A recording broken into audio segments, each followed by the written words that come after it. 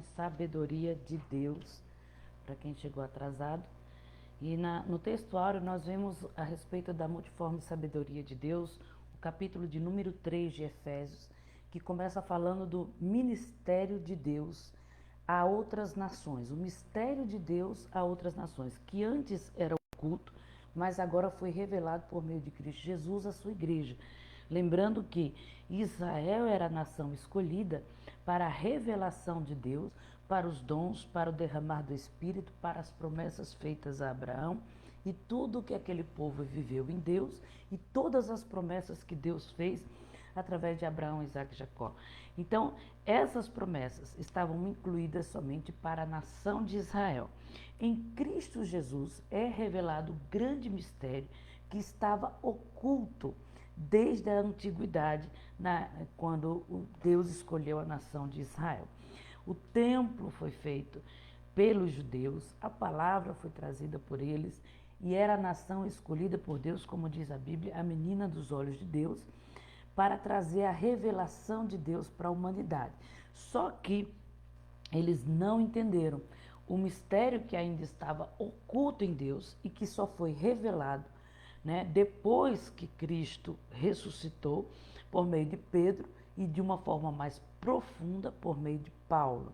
Tá? Então, os judeus tinham o seu templo, tinha a sua forma de adoração que é dada por Deus, mas eles não entenderam que o mistério de Deus não era somente para aquela nação, mas que todas as nações da terra se unissem a eles, se tornando um só povo, mas eles iriam levar as nações.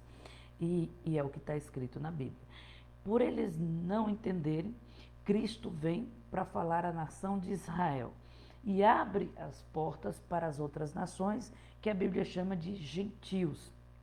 Outrora, os gentios, outras nações, faziam o que queriam, viviam da forma que queriam, enquanto a nação de Israel viviam de acordo com a palavra de Deus, com a influência do próprio Deus, em relacionado até mesmo ao calendário, que nós podemos ver isso em festas bíblicas, o calendário judaico também diferente do calendário das outras nações, porque eles seguem os padrões bíblicos, né? E por não entenderem isso, o templo é destruído após a ressurreição de Cristo. Por que o templo foi destruído? Porque se o templo estivesse lá, ninguém poderia entrar a não ser os judeus. Então, o templo é destruído para que as outras nações tenham acesso a Deus. E aí nós temos outros templos que nós chamamos de igreja. Então, esse mistério estava oculto antes da vinda de Cristo. Todas as vezes que a igreja se reúne, ela dá testemunho expresso do próprio Cristo. Por isso que é muito importante a igreja se reunir. Lá em Êxodo capítulo 19, Deus chama a nação de Israel, convoca aquele povo para ser uma nação e um povo dele e para ele. É isso que está escrito quando Deus manda Moisés construir um tabernáculo, ou seja, mística no hebraico. Façam eu farei um tabernáculo para mim, né? Eu farei uma morada para mim. Então, o próprio Deus reúne o povo de Israel, a nação de Israel, para habitar no meio do povo. Agora, por meio de Cristo Jesus, nós, gentios, também podemos fazer parte das mesmas promessas feitas a Abraão, dos mesmos dons, do mesmo Espírito. Nós passamos, como diz Paulo, a ter propriedade, as mesmas propriedades de filhos, porque fomos enxertados nas mesmas bênçãos, nas mesmas promessas. Então, o texto fala de Efésios 3 da multiforme sabedoria de Deus, ou seja, Cristo, ele tem muitas formas de se expressar por meio da sua igreja. A multiforme sabedoria de Deus é o próprio Cristo. Em Colossenses 1:26, fala que o mistério só desliga o microfone, quem está com o microfone ligado, desliguem os microfones para não ficar dando interferência, amém? Então, em Colossenses capítulo 1, verso 26, diz que o mistério que esteve oculto desde os outros séculos em todas as gerações e agora foi manifesto aos seus santos e foi manifesto aos apóstolos, foi manifesto aos profetas. Então, esse mistério de Deus era a unidade de todas as nações através do povo judeu. Eles não compreendem esse mistério, não queriam dar vazão para as outras nações, não queriam abrir para os outros povos. Então o templo é destruído para que os gentios pudessem ter acesso a esse grande mistério. Pedro entendeu, Paulo entendeu, foi revelado aos apóstolos, foi revelado aos profetas, mas era necessário que esse grande mistério, que os gentios agora fazem parte das mesmas promessas como um só povo do Senhor. Então, a maior parte do propósito de Deus para os gentios estava oculto. Somente por meio da vinda de Cristo e da revelação dele, diante de tudo que ele faz em sua obra, na construção do seu povo, da sua igreja, é que é revelada a sua face. Então, trata-se de uma verdade que o homem jamais poderia atingir pela própria inteligência, pelo um raciocínio humano, mas que o próprio Deus, por meio do seu Espírito, que é a graça, nos revela Cristo em nós. Efésios capítulo 3, versículo 10, nos mostra que Cristo é a própria sabedoria de Deus, o qual se expressa de muitas maneiras através da sua igreja. Cristo em nós, a Bíblia diz que por meio do seu Espírito, ele distribuiu dons ministeriais, dons espirituais, e ele é o cabeça da igreja, é ele que governa a sua igreja, ele é o sumo sacerdote, ele é o sumo pastor, ele é o sumo dos apóstolos, ele é, vamos dizer, o grande evangelista, o grande mestre da sua igreja. Nele está toda a essência da igreja e é ele que distribui por meio do seu Espírito. A unidade dos céus agora está dentro da igreja por meio de Cristo Jesus, que Paulo chama de corpo de Cristo. Não, agora essa unidade não pode ser expressa somente por uma pessoa, como muitas pessoas costumam dizer. Eu sou igreja do Senhor Jesus, mas eu não preciso ir para a igreja, me reunir com ninguém, porque eu já sou igreja, a igreja somos nós. Talvez você já ouviu essa expressão. Mas a igreja de Cristo, ela é um todo, ela é completo, ela é um corpo. E eu não posso dizer que faço parte do corpo se não ando com esse corpo. Eu não posso dizer que faço parte de uma família se eu não ando com essa família e não estou dentro dessa família. Então, a multiforme sabedoria de Deus não pode ser expresso só por uma pessoa. Ela precisa de muitas pessoas, ou seja, ela necessita da igreja no todo. Tereza, desliga teu microfone que eu acho que ele está ligado. Deixa eu ver, Tereza está desligada. Desligou agora, né? Amém. Então, quando lemos as cartas de Paulo, nós vemos que Cristo, nós podemos ver o Cristo de Paulo, a forma como Cristo se expressou a Paulo e os dons que Cristo deu a Paulo, ao seu ministério. Mas quando lemos as cartas de Pedro, nós podemos ver o Cristo de Pedro, a forma como Cristo se expressou e se manifestou a Pedro. Eu costumo dizer porque está na Bíblia e é uma forma mais, vamos dizer, visível da glória de Deus. A glória de Deus é manifesta de acordo com aqueles que o buscam. Então, a glória de Deus em Elias não foi a mesma em Eliseu. A glória de Deus em Davi não foi a mesma que foi em Saul. A glória de Deus em Moisés não foi a mesma e assim por diante. A glória de Deus, ela é manifesta de acordo com aqueles que o buscam. Então, nós podemos ver a glória de Cristo em Pedro de uma forma diferente da glória de Cristo em Paulo. Então, quando lemos os evangelhos, no Mateus, nós encontramos as bem-aventuranças, que elas são expressas de Cristo Jesus, que é o espírito da lei. Mas quando lemos Gálatas, capítulo de número 5, nós encontramos o fruto do espírito. É o da Gabi que está ligado. Gabi, desliga teu microfone, por gentileza.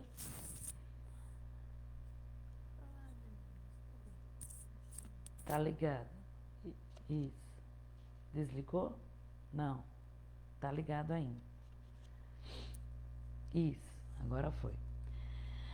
Então, quando nós lemos Gálatas capítulo 5, nós encontramos o fruto do Espírito, que é o caráter do próprio Cristo. Mas quando lemos Mateus, nós encontramos as bem-aventuranças, que é a expressão do Espírito da lei por meio de Cristo. Em Efésios 4, quando nós lemos, nós encontramos os 5 ministérios, que são as 5 expressões de Cristo dentro da sua igreja. A plenitude de Cristo, ela só pode ser alcançada em um conjunto, em uma unidade da igreja. Por isso que quando a igreja está em unidade, há um crescimento, tá? Ela vai se expandindo, ela vai crescendo, e na medida que ela vai caminhando em unidade, o Espírito de Deus vai acrescentando aqueles que precisam ser salvos. Sozinhos não podemos, não somos corpo, somos apenas uma parte do corpo. Por isso que não podemos usar essa expressão. Eu sou igreja de Cristo em casa e eu não preciso fazer parte junto com o povo, porque todos nós somos igreja. Não tem como sermos uma igreja, sermos um corpo, se não sermos parte dele, né? Então, cada vez que a igreja ela se reúne, ela dá testemunho expresso do Senhor Jesus. Então, é muito importante que a igreja esteja unida. Por isso que eu fico indignada com os cultos online, porque muitas vezes eles podem estar na igreja, mas não vão. Não é por forma de cansaço, porque cansado ou não, no dia seguinte vão fazer as suas obrigações, mas por comodismo mesmo.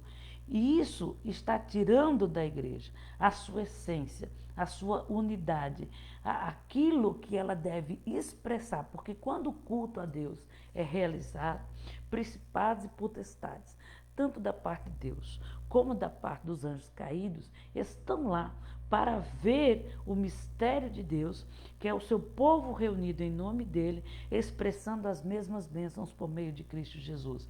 Então, nós estamos dando testemunho de Cristo em nós, quando nós nos reunimos como igreja.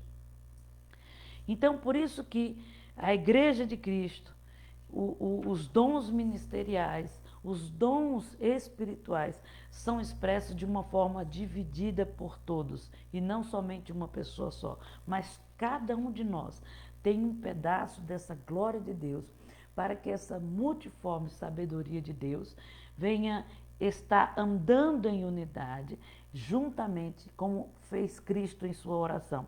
Assim como eu sou um com o Pai, eu oro para que eles também sejam um. Então, a plenitude de Cristo, ela só pode ser expressa de uma forma completa por meio dessa unidade. É a Eliane no seu dom, é o pastor no seu dom, é a Carol no seu dom, cada um exercendo o dom ministerial e espiritual dentro da igreja de Cristo, ela revela e expressa o testemunho do Senhor Jesus. Então, nessa revista, nós estudamos os dons espirituais e os dons ministeriais. Nós podemos ver que nós estudamos nesse trimestre os 5 ministérios relacionados que está em Efésios 4:11, que é apóstolo, profeta, evangelistas, pastores e mestres. Estudamos também sobre os novos os dons espirituais definidos pelo apóstolo Paulo em 1 Coríntios capítulo 12, versículo do 8 a 11, a qual esses dons testificam as qualidades e virtudes do doador. Eles são a glorificação de Cristo por meio da edificação do seu corpo, que é a igreja. Nós glorificamos a Cristo cada vez que exercemos o dom para servirmos uns aos outros dentro do corpo de Cristo e no culto a Deus e no crescimento de cada irmão. Através dos dons espirituais, o Senhor torna a sua igreja mais capaz de cumprir a sua missão como agente do reino de Deus na terra. Nós vimos isso em Atos capítulo 9, versículo de número 31. Em Gálatas capítulo 5, nós podemos ver a manifestação do fruto do Espírito, que é o caráter do cristão, né? E muitas pessoas confundem o caráter do cristão com os dons espirituais, né? Só porque a pessoa está lá, né, falando em línguas, profetizando ou qualquer coisa do tipo, as pessoas acham que ela está cheia de Deus. Mas para estar cheia de Deus, ela precisa ter o dom. Por isso que a Bíblia diz, não olhe, olhe o fruto, né? Os frutos que saem dessa pessoa. É isso que nós devemos observar. E esse fruto que a Bíblia manda observar é o caráter do cristão. Ele precisa estar de acordo com Gálatas capítulo 5, versículo 22. Assim, esse crente expressa a multiforme sabedoria do Pai por meio de Cristo Jesus, manifestado por pessoas simples, como eu e você. Muitas pessoas, por confundirem uma pessoa cheia do Espírito com dons espirituais, elas confundem, elas não olham o caráter do cristão, elas olham os dons que estão na pessoa. E uma pessoa ela pode ter dom espiritual, lembrando que o dom é irrevogável, Deus deu um dom a você, ele não vai tirar, por isso que o anticristo vai agir na terra com poder e dons, porque dado aos homens, porque ele vai usar um crente rebelde, desobediente, e vai usar o dom que foi colocado nele em prol do engano, né? Então, por isso que os dons espirituais não revelam o caráter de Cristo. O que revela o caráter de Cristo é Gálatas capítulo 5, versículo de número 22. Se o cristão está realmente em uma mudança de vida, se realmente em meio às suas falhas, se realmente ele está andando conforme aquilo que o Espírito pede, né, a ele. A respeito dos dons espirituais, nós estudamos 3 grupos dos dons espirituais. A saber que é o dom da revelação, nós entendemos que a revelação está incluída no ministério profético. Muita gente confunde revelação com profecia. Eu dei um exemplo quando eu chego para uma pessoa e digo, eu vi que você estava no teu quarto chorando, ainda hoje você falou isso, você passou por turbulência, por complicações, foram anos de sofrimento. Isso não é profecia, isso é revelação. Deus está se revelando de conhecimento para aquela pessoa, mais ou menos assim, olha, Deus testificando no coração daquela pessoa que ele está com ela, e a profecia é aquilo que está oculto no Espírito de Deus de coisas futuras que vão acontecer. E só Deus sabe, e Deus ele vai falar aquilo que já está acontecendo. A profecia é como se fosse uma confirmação do próprio Deus, daquilo que ele já tem testificado no coração do crente. Então nós estudamos os 3 grupos dos dons espirituais, que fala da revelação, a palavra de sabedoria. Nós vimos que na palavra de sabedoria, um pastor, por exemplo, muitas vezes ela aconselha um advogado, mas ele nunca fez um curso de advogado. Ele aconselha um médico a respeito de sua profissão ou até mesmo da sua família, mas ele nunca fez um curso para aquilo. Ele tem uma palavra de sabedoria, ele tem uma palavra rema para entregar para as pessoas, dada pelo próprio Deus, para que instruir e ensinar e conduzir a pessoa no caminho que o Senhor tem para ela. Né? Por isso que é muito importante, tem pessoas que, irmãos, chegam na igreja totalmente dependentes da igreja e elas buscam o pastor. Pastor, eu não sou casada, eu queria casar, só que está acontecendo isso. Aí o pastor com a palavra de sabedoria, olha, você precisa fazer isso, você precisa fazer aquilo, né? E a pessoa vai crescendo espiritualmente e vai mudando a vida dela. A vida dela vai criando uma estabilidade, as coisas vão criando forma, mas de repente ela se torna um crente individual, autossuficiente. E ele acha que ele não precisa mais da palavra de sabedoria do seu pastor. E ele começa a fazer as coisas sozinho. E é aí que muito crente começa a quebrar a cara. Porque Deus deu dons espirituais para os governantes, para os obreiros, para os pastores da sua igreja. E todos nós precisamos de uma palavra de sabedoria da parte de Deus no mundo em que nós estamos. Nós falamos também da palavra de ciência. Nós demos exemplo de Daniel, que teve um conhecimento profundo quando o rei falou de sonhos para ele, sonhos que ninguém conseguia interpretar. Vimos a história de José, que o rei nem sequer contou. O faraó nem sequer contou para ele o sonho, mas o próprio Deus, pela ciência e o conhecimento do Espírito, revelou a ele o que Deus estava falando para aquele homem nos seus sonhos. Então são coisas ocultas, escondidas, que ninguém conhece. Essa é a palavra da ciência, do conhecimento, do discernimento de espírito. Nós também vimos sobre os dons de poder, que são 3: fé, cura e operação de milagres.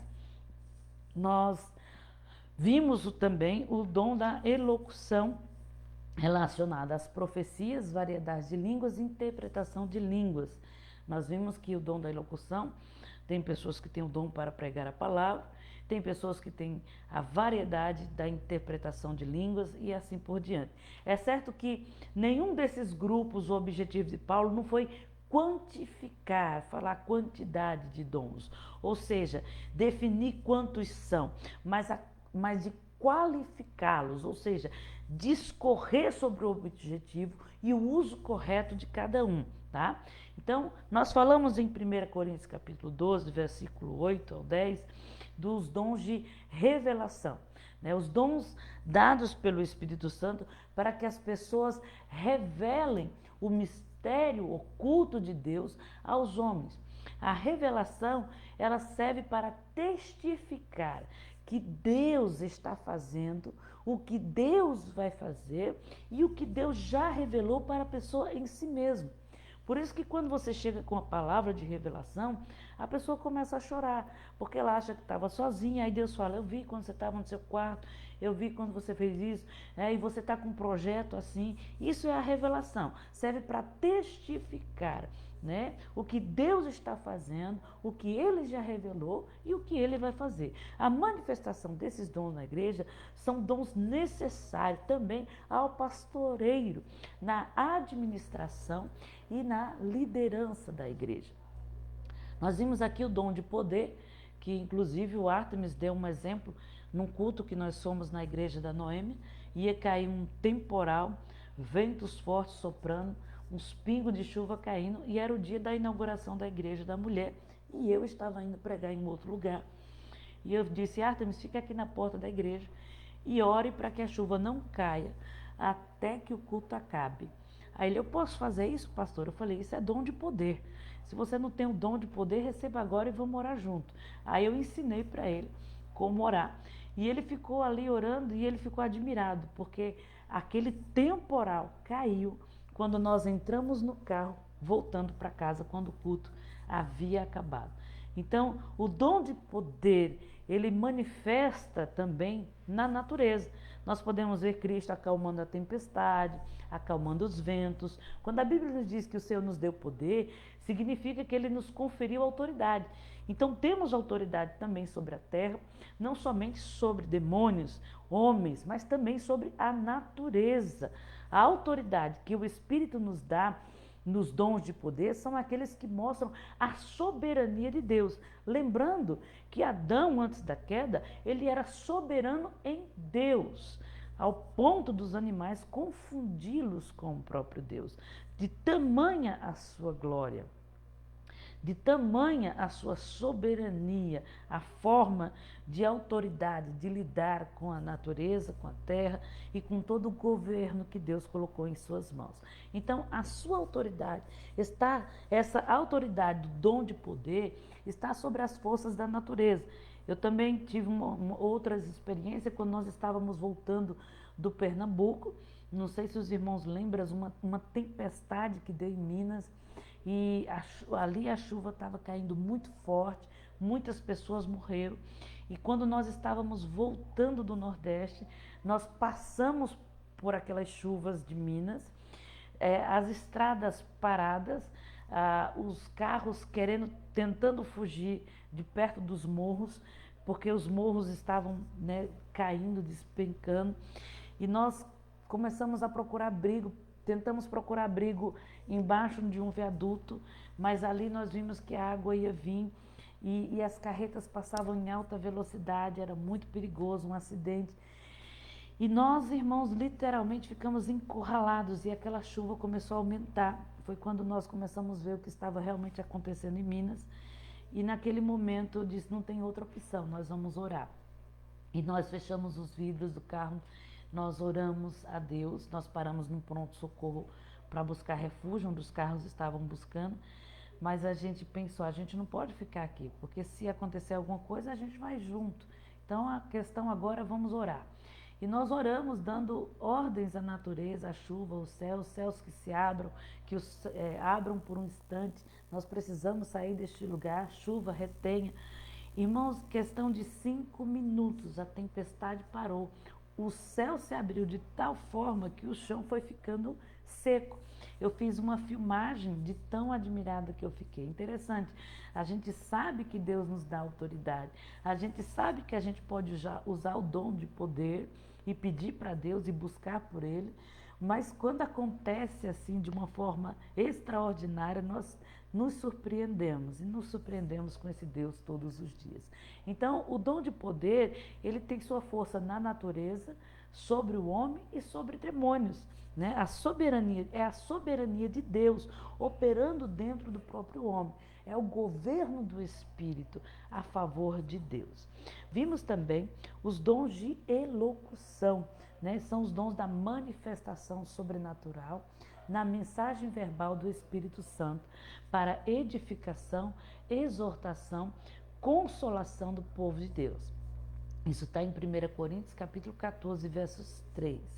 Nós vimos os dons ministeriais, que são, né, que vimos como forma de dons, de ministérios, e muitas pessoas não levam em conta que é um dom e querem receber uma unção que ela não tem, né? Porque muitos vivem isso como uma escadinha. Eu me comportei bem, eu mereço uma estrelinha na testa, né? Mas os dons ministeriais são escolhidos pelo próprio Deus. Ninguém escolhe eu vou ser pastor. Ninguém vai ser pastor por bom comportamento, né? Eu dei um exemplo de um pastor que matou seus próprios filhos, foi ungido ao pastor por um apóstolo, sendo que foram perguntar para aquele apóstolo, por que você ungiu aquele homem? Né? Sabendo de um histórico passado dele terrível. E ele disse, ele trabalhava com células e na célula que ele ficou, em um mês já tinha 80 pessoas. Então, o fato de você reunir pessoas e ser eloquente no falar, não significa que você tem o dom de pastorear. Eu não escolhi ser pastor. Quem escolhe, quem distribui o dom ministerial ou dom espiritual é o próprio Espírito de Deus. E ele vai distribuir, vai entregar de acordo com aquilo que ele quer e não de acordo com aquilo que eu quero, né? Eu não escolhi, eu me comportei bem, agora eu vou ser uma missionária. Eu me comportei bem, agora eu vou ser uma pastora. Eu fui obediente ao ministério. Não. Você deve servir ao ministério, você deve servir à Igreja de Cristo. E por meio do teu serviço, o Espírito de Deus revela aqueles a qual ele vai distribuir o dom. Então, os dons ministeriais encontram-se relacionados em Efésios capítulo 4, verso 11. Apóstolos, profetas, evangelistas, pastores e mestres.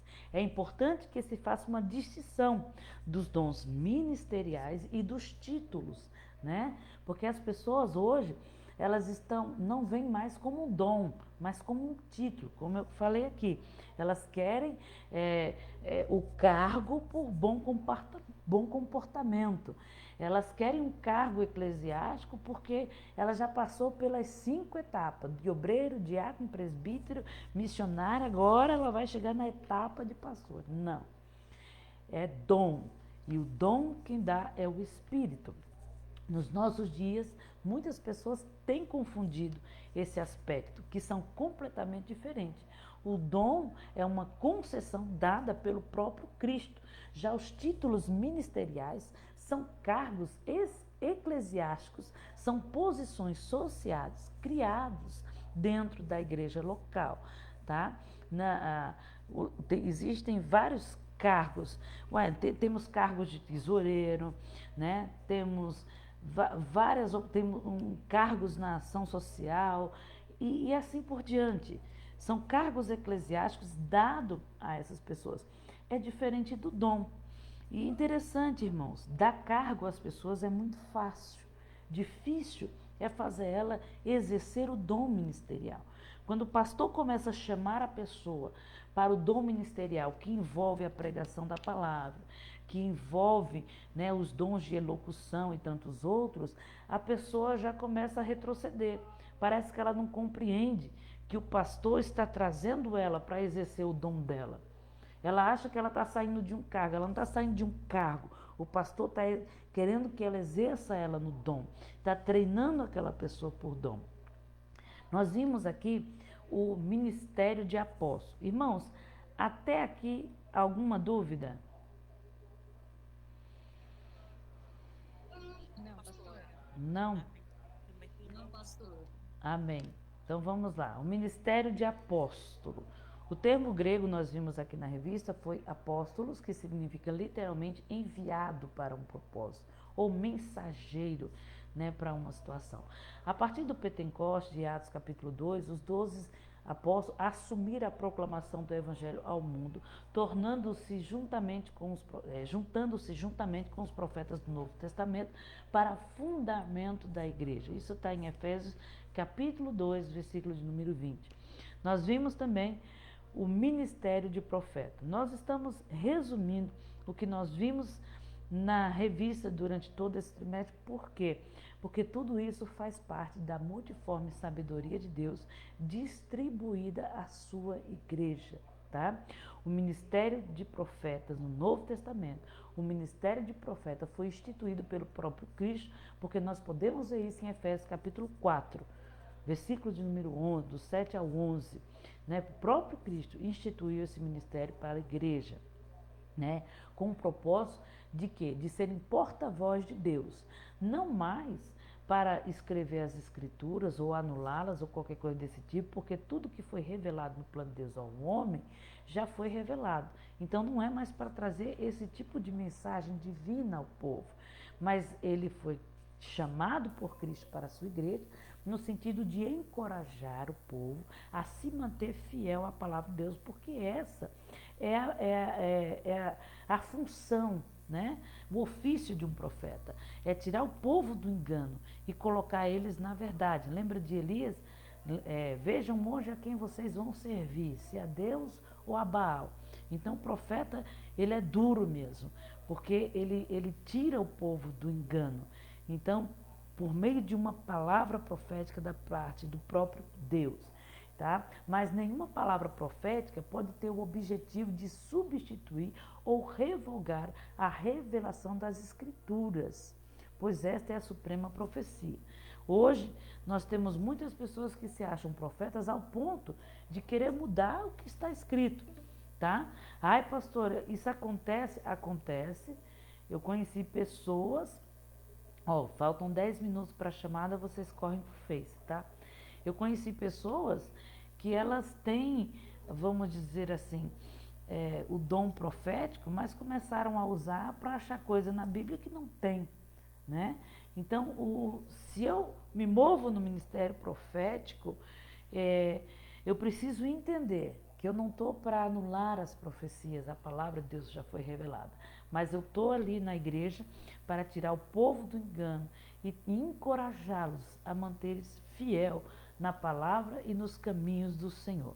Se mover no ministério profético não é o mesmo que ser um profeta, tá? Já expliquei isso nessa lição, né? Tem pessoas que têm o dom da revelação, mas ele não é profeta, ele se move no ministério profético. Eu mostrei, tem pessoas que têm sonhos e visões. Não significa que ele é um profeta, mas ele se move dentro do ministério profético. Porque o profético é amplo, isso eu também mostrei aqui para vocês.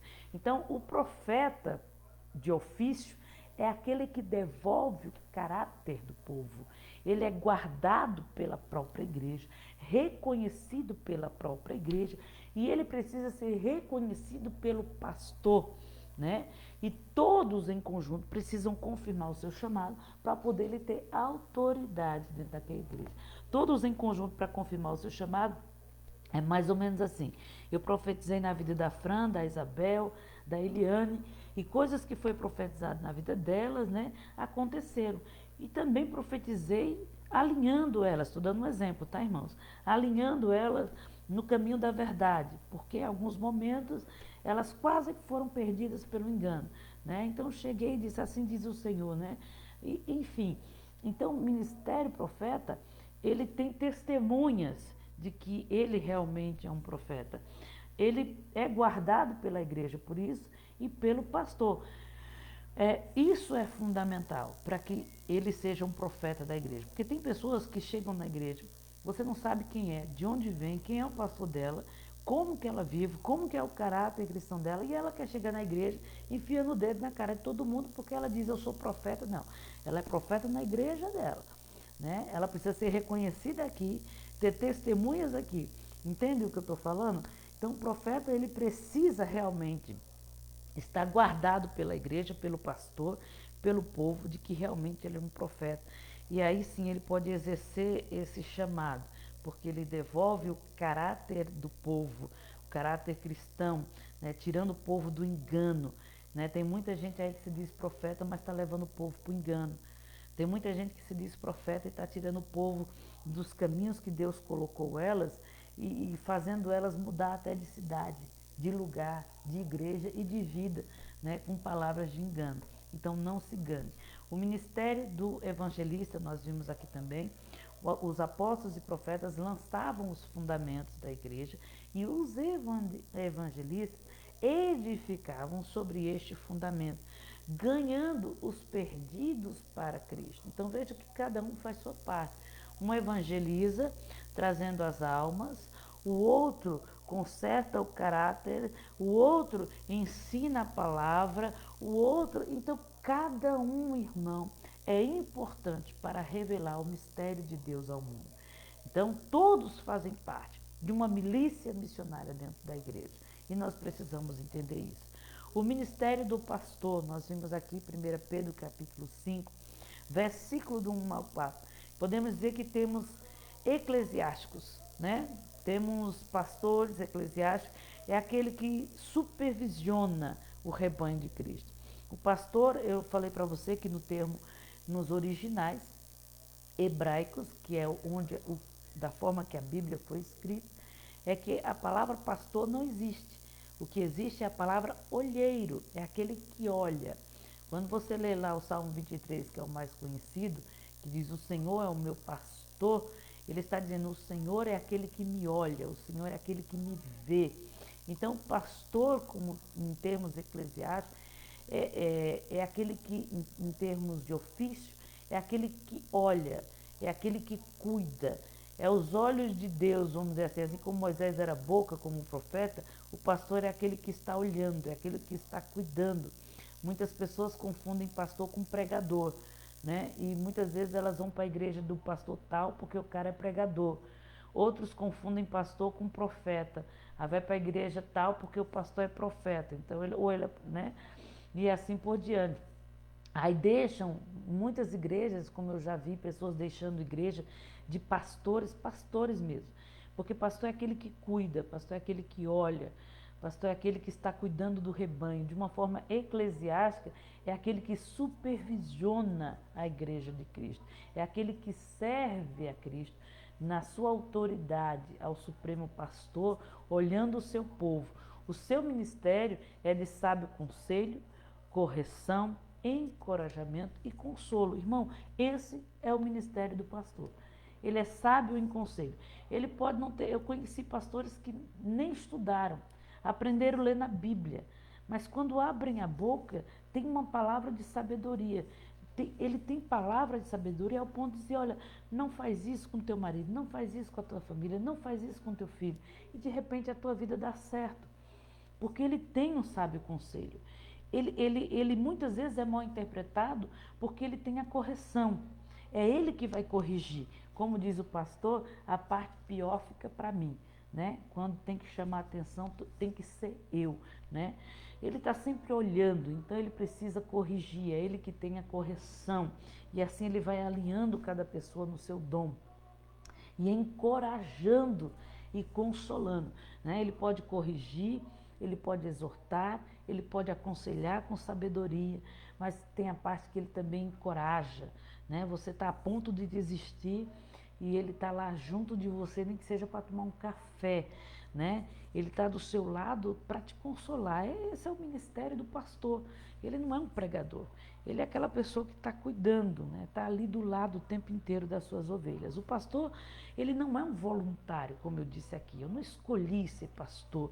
Eu não escolho, eu vou me comportar bem, quem sabe eu ganhar a estrelinha de pastor. Não, ele é chamado por Deus, é um ofício, né? Às vezes a gente vai nas casas comerciais, vamos dizer assim, se você quiser abrir, vou nas Casas Bahia, vou lá abrir um carneiro para mim. Você é o quê? Eu sou pastor. Pastor é o quê? Para eles não é nada. Então, é um ofício. O pastor é um ofício, não é um emprego, não é é um chamado de Deus, tá? Então, o ministério de pastor, ele não pode ser procurado como muitos estão procurando por aí, né? Eu vou atrair pessoas para mim, vou pregar bem, vou procurar ser ungido e vou ser um pastor porque eu quero ser pastor. Não, ele não é procurado, ele é recebido, né? Eu estava na minha casa e Deus disse: você vai ser pastor. E eu vou te ungir assim, assim, assim, assim, diante de uma multidão, assim, assim, assim. Então, é uma vocação dada pelo próprio Deus e não uma vocação terrena, tá? Nós vimos também o ministério de mestre, que também faz parte dos mistérios de Deus à sua igreja. São os dons ministeriais. O dom de mestre está incluso em Efésios 4:11. É o dom de ensino. Ele é concedido por Deus por alguns de seus servos, tá? Que são vocacionados, capacitados pelo Espírito Santo. O termo mestre, que aparece em Efésios 4:11, significa literalmente ensinando. Ele está sempre ensinando. É aquele que tem o dom de mestre, ele ocupa-se prioritariamente na doutrina, no ensino bíblico. Quem tem um dom de mestre, irmão, adora estudar, está sempre buscando, está sempre procurando a revelação, está sempre comprando os livros. Ele não se conforma com uma Bíblia só, ele precisa de várias traduções, até porque a Bíblia no nosso português, né, ela não é uma forma, vamos dizer assim, tão eficaz. Então, pastor, eu quero ter um conhecimento mais profundo da Bíblia. Para começar, leia a Bíblia várias vezes e, de preferência, leia várias versões, né?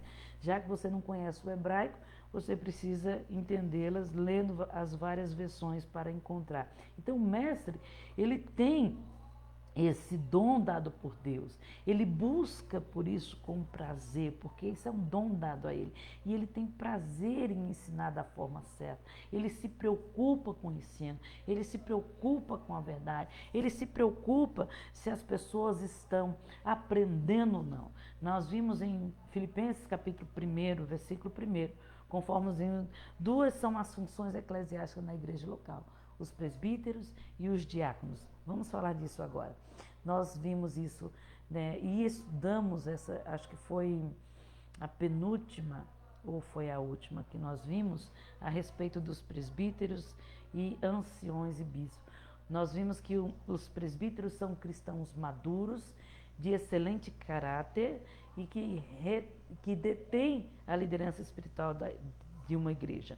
No vocábulo grego, presbítero, anciões e bispos são usados num compêndio neotestamentário com o mesmo significado, né? Eu mostrei para vocês na Bíblia que o presbítero é aquele que tem maturidade espiritual.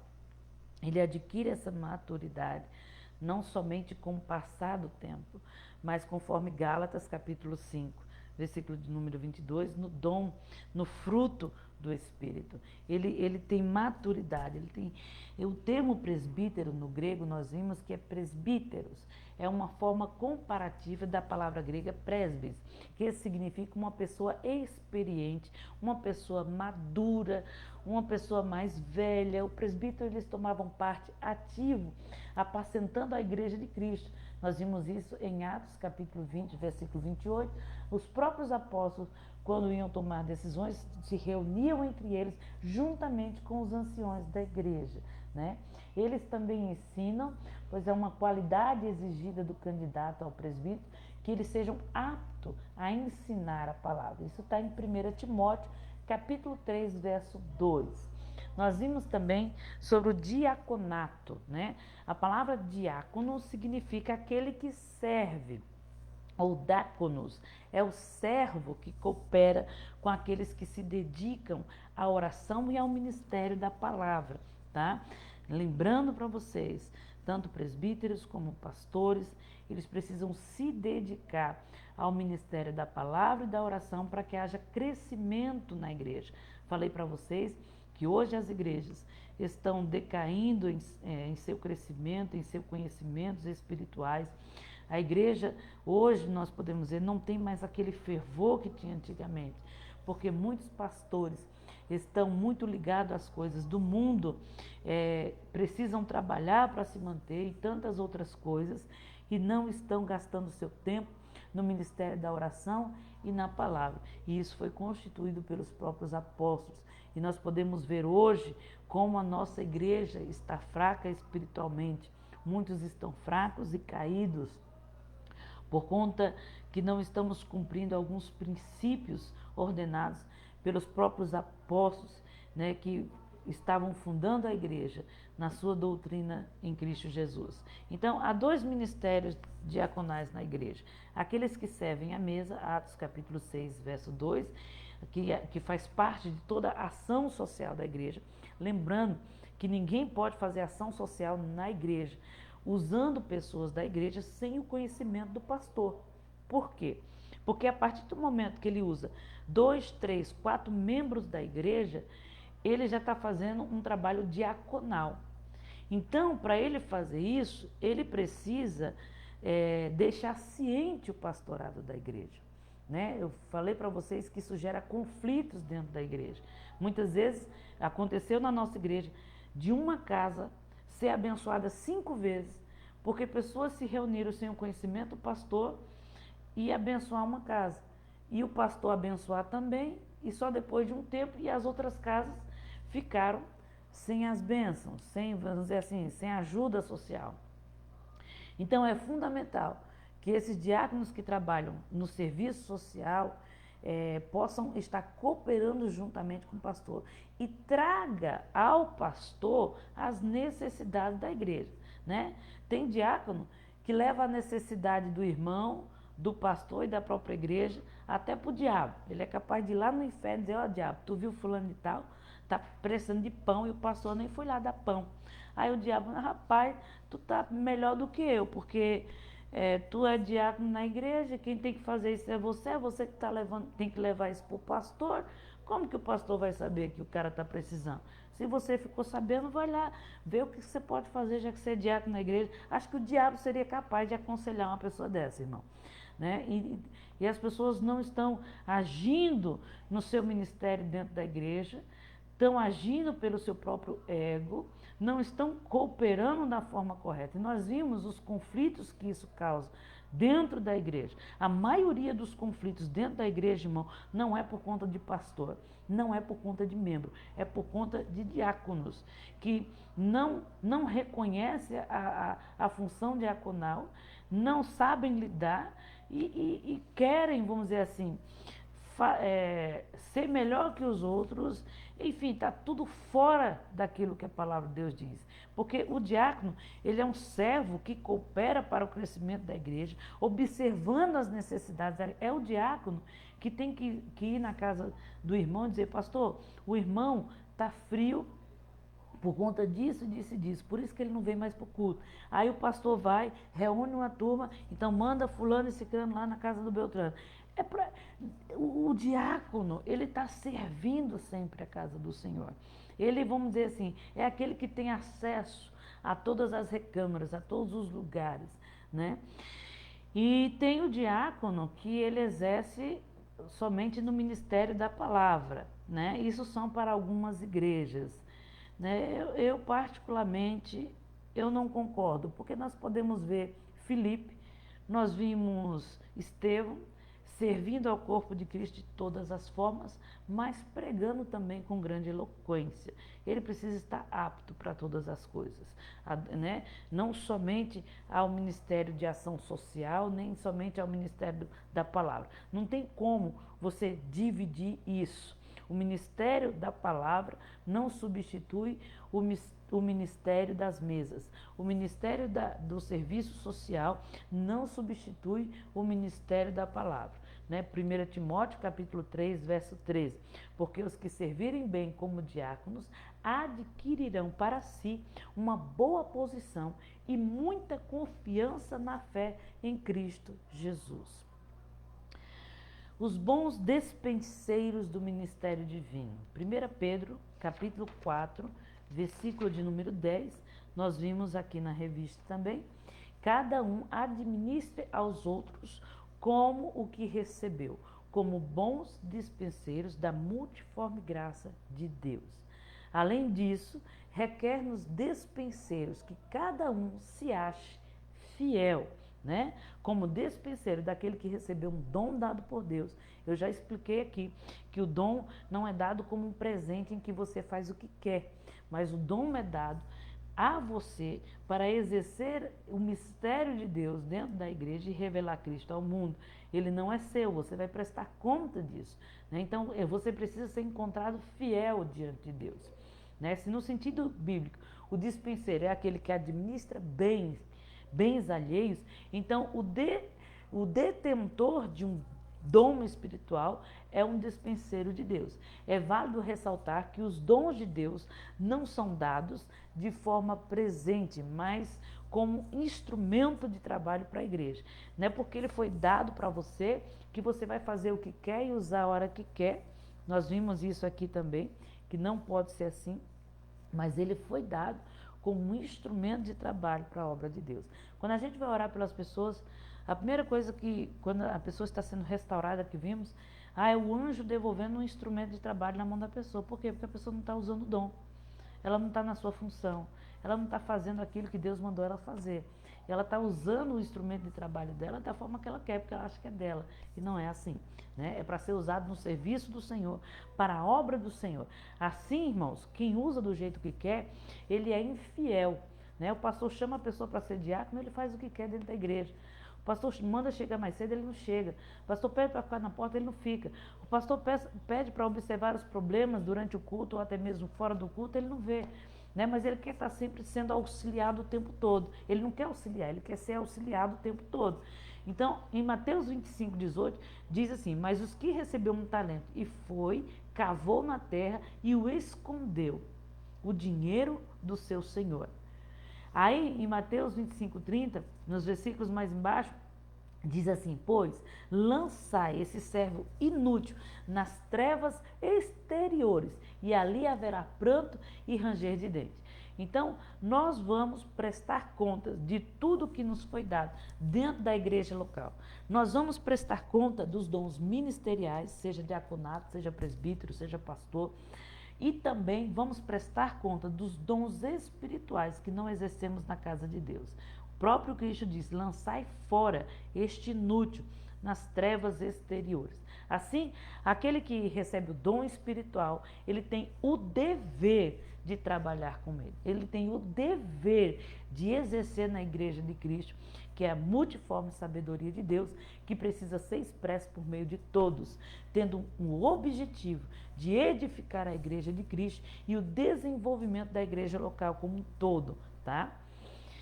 No último tópico, falamos dos dons espirituais e o fruto do Espírito. O dom, os dons e o fruto e a maturidade cristã. A Bíblia Sagrada nos ensina que a maturidade espiritual do crente depende do desenvolvimento do fruto do Espírito e dos dons do Espírito, tá? A maturidade espiritual do crente depende do seu desenvolvimento no fruto do Espírito, que está lá em Gálatas, capítulo de número 5. O fruto do Espírito representa que o homem é fala no seu tempo, andando com Deus. É o caráter de Deus sendo moldado dentro do homem, né? É o fruto do Espírito que credencia o homem de Deus a ser respeitado, ouvido, e não são os dons espirituais. Como eu já disse, muitas pessoas confundem. Só porque a irmã tem um cocó, tem uma saia comprida e sai gritando em nome do Senhor e sai falando em línguas e diz assim, diz o Senhor. Irmãos, não significa que uma pessoa dessa é uma pessoa de Deus. Muitos estão pela internet, pelo Facebook, ouvindo pessoas soltarem profecias que não estão de acordo com a palavra de Deus. E ao invés de estarem recebendo bênçãos, estão recebendo maldições para si mesmo, tá? Porque não podemos confundir um homem de Deus que tem um fruto do Espírito só porque ela tem um dom, tá? Como eu disse, o diabo adora usar os dons. E tem uma coisa, se o diabo mexe com o homem, é porque ele precisa do dom que Deus colocou dentro do homem. Por isso que ele vai tentar enganar o homem a qualquer custo, e principalmente aqueles que estão dentro da igreja. Por quê? Ele vai usar os que estão dentro da igreja? Porque eles estão cheios de dons. E ele vai tentar enganá-los para usar aquilo que Deus colocou no homem.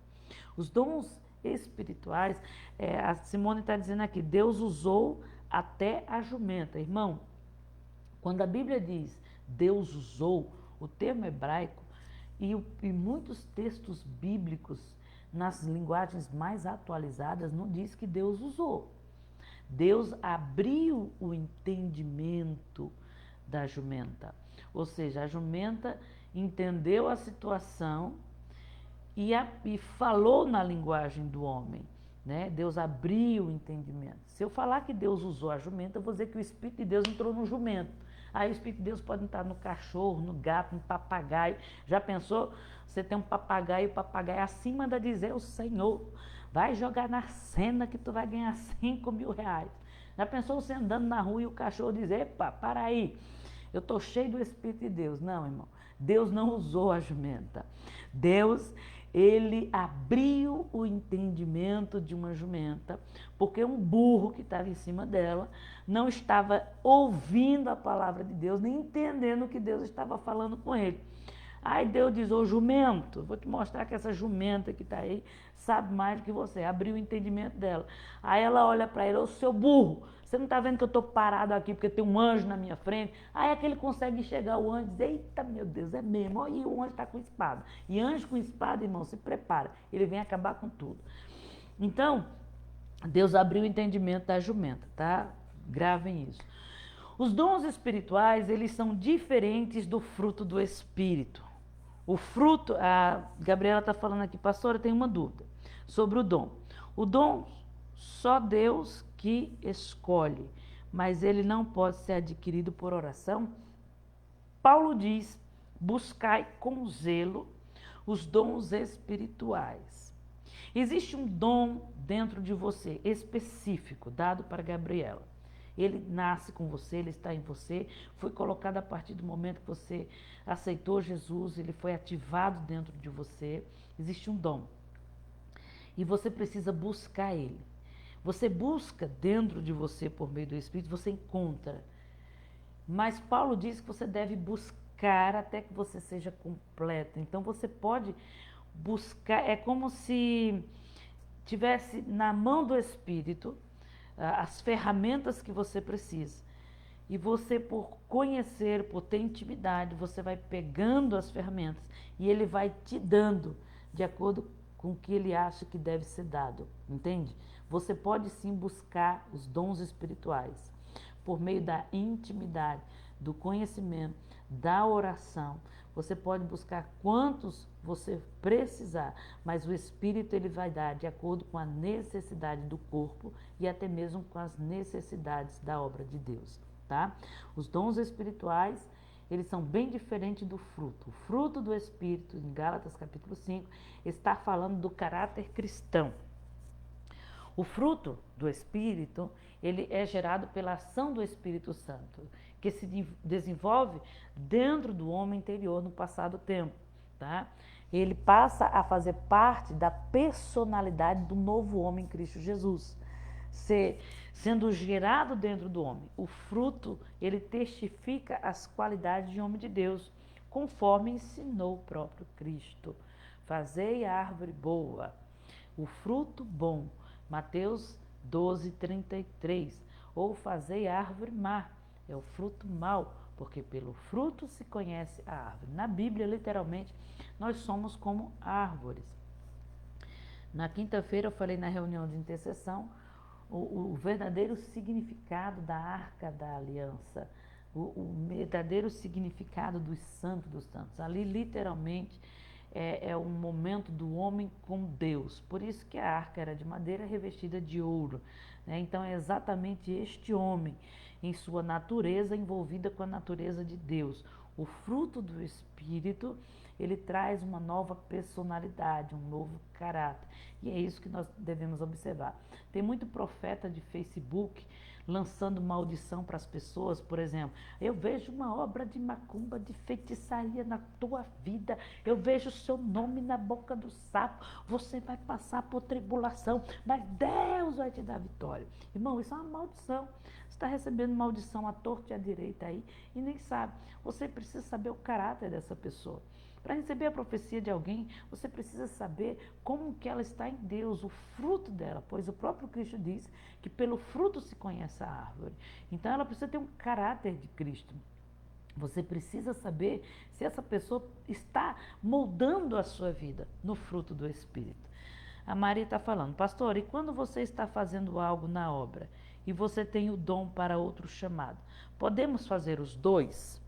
Se você está fazendo algo na obra de Deus e você tem o dom para outra coisa, você está apenas aprendendo, crescendo. E talvez Deus está te preparando para algo maior. Eu vou dar um exemplo. Eu comecei meu ministério com crianças e meu sonho era fazer missões. E eu estudei tudo sobre missões. Eu andei com uma missionária. E essa missionária era missionária de crianças. Ela entrava nos locais terríveis, como lugares de índios, de africanos, em que você tinha que pedir autorização para entrar nas aldeias. E eu aprendi, mas a intenção daquela mulher era alcançar as crianças daquelas aldeias. E eu comecei com criança. E depois eu fui para uma igreja em que, irmãos, eu já tinha o dom de mestre, eu já tinha o dom do ensino, eu já tinha feito teologias dentro da igreja que muitos ali dentro não tinham feito, mas eu estava trabalhando com criança. Deus literalmente me ensinou algo profundo a respeito na obra das crianças. E com isso eu fui desenvolvendo o meu ministério de uma forma bem ampla. Então, você pode sim trabalhar numa coisa na igreja, porque o pastor é o olheiro, porque o pastor é aquele que conhece as necessidades da igreja e ele vai distribuir as necessidades de acordo com aqueles que estão chegando. Ele pode te dar, mas você pode também exercer o teu dom de outra forma, tá? Você vai somente encaixando de acordo com a necessidade da igreja, tá bom? Então, os dons espirituais, ele vem de fora. Eles são dados pelo Espírito, como foi feita a pergunta da Gabi. Você busca, você encontra, você vai nas mãos do Espírito e ele te dá. Mas o fruto do Espírito é de dentro, né? Está em você, é uma mudança de caráter. No uso de sua soberania, o Espírito Santo ele dá a quem quer. 1 Coríntios 12:11. Mas a um é o mesmo Espírito que opera em todas essas coisas, repartindo particularmente de acordo com cada um e como ele quer. Ele conhece a necessidade da igreja. Por meio do pastor, ele conhece as necessidades da igreja e as decisões que o pastor toma, Deus aceita. Ah, mas se ele tomar uma decisão errada, quem paga é a casa dele, literalmente. Se ele dá autoridade para alguém que não era para ter dado, quem paga é a casa dele. Se ele coloca uma pessoa num lugar que não era para ter dado, quem paga é a casa dele, tá? Porque ele que tem autoridade para fazer as coisas. Então, o pastor, ele tem autoridade dada por Deus, constituída pelo próprio Deus, para administrar com sabedoria a sua igreja. Então, ele vai colocar cada um de acordo com a necessidade. mas particularmente o Espírito Santo vai operando e repartindo de acordo com a necessidade do corpo. Tá? Em suma, o fruto do Espírito ele é gerado dentro do homem interior, que é Gálatas capítulo 5, caráter cristão. É um processo demorado, né? Não é da noite para o dia, porque é uma maturidade, é uma maturação que o homem vai criando dentro dele. O dom espiritual é dado pelo Espírito, inteiramente pronto, é uma ferramenta que ele pega os dons espirituais e diz, essa ferramenta é sua, essa é sua, essa é sua, e assim a igreja cresce em unidade. Mas o dom do Espírito é dado como uma ferramenta para determinada obra, mas o fruto do Espírito, não. Ele é o caráter do cristão. O fruto do Espírito, ele é um só. E também é verdade que esse fruto, ele é indivisível. Nós podemos ver fidelidade, bondade, mansidão, e tantas outras coisas. Mas em tudo ele é um só. Ele começa a ser formado no interior do homem. Ele começa a ser formado dentro do homem, mudando o seu interior e tornando ele uma nova criatura e um novo nascimento. Para concluirmos, na conclusão dessa aula, diante de todo o mistério da obra de Cristo Jesus no meio da sua igreja, a multiforme sabedoria de Deus é manifestada dentro da sua igreja, através da intervenção sobrenatural do Espírito Santo, através dos dons espirituais e dos dons ministeriais. Por isso que é tão importante a igreja se reunir em um culto a Deus. Primeiro, porque é o único sacrifício que nós damos a Deus. Paulo diz que é o culto racional, né? Davi vai dizer que é um coração contrito, arrependido na presença de Deus. Paulo vai dizer que é a família de Deus. Cristo vai dizer, é o poder e a autoridade, é o mistério. Paulo vai dizer em Efésios, é o mistério de Deus revelado. Então a igreja de Cristo, todas as vezes que ela se reúne, ela dá testemunho expresso do próprio Cristo. Por isso que é muito importante quando você se reúne como igreja. Amém? Deus abençoe vocês, que vocês possam, irmão, deixarem de ser acomodados, saírem da sua zona de conforto, deixem de ser rebeldes, deixem de ser, irmãos, vamos ser assim, literalmente feiticeiros dentro da casa de Deus, fazendo o que vocês querem. Dentro da casa de Deus tem ordem e decência, e tudo precisa ser respeitado. E tudo é conforme às autoridades constituídas por Deus e pelo próprio Espírito de Deus. Muitas pessoas estão enterrando seu dom porque querem exercer da forma que quer. Não, eu não quero pregar a palavra, não. Não, eu não quero dirigir culto, não. Não, não quero ficar na porta, não. O pastor não conhece meu dom, não. Quem não conhece é você. Você não aprendeu nem a servir. Aí quer ensinar o pastor a servir. Então, irmão, vamos baixar nossa cabeça, vamos ser humildes, vamos ser servo, porque estamos para aprender e andar em unidade. Esse é o mistério de Deus. Deus abençoe vocês, fiquem com Deus e até semana que vem.